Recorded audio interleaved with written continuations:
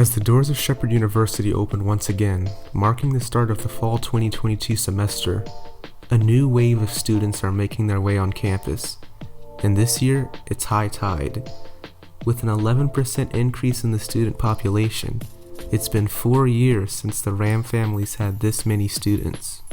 Now nearly a month into the semester, challenges have already arisen amongst the campus and student body, from rising ticket prices to Wi-Fi connectivity issues, to the most prevalent issue of parking.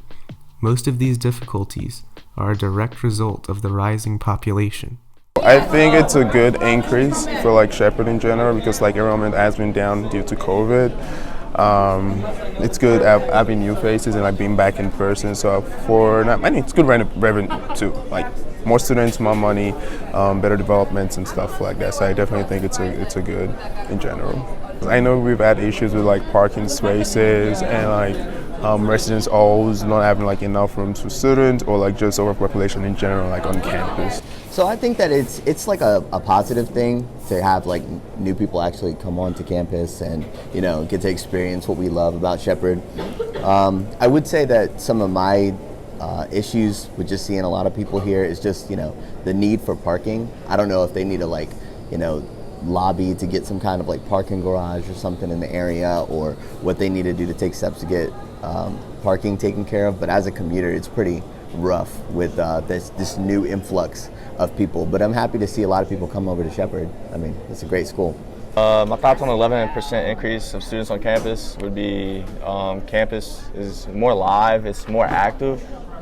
Parking is a little hard this year, and I think the increase of it is really bringing campus up.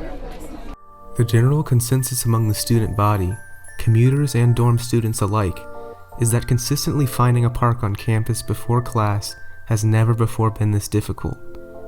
Lots that once had spaces to spare are now filled to the brim, which has increased both congestion and ticketing, two realities that are now all too common on any given day.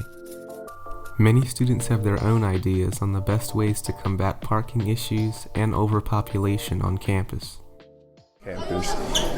So with parking, I think it's something that needs to change and try to find, maybe making a new parking lot, or just opening it up to the fact that residents should have a set place where they can park, or take out the meter parkings, because I get it's a community college, not community college, but it's inbuilt into the community, Shepherdstown community, but taking in students for finding places to park when they have no choice but to do that is also kind of redundant, and saying you're providing a space for them to be comfortable.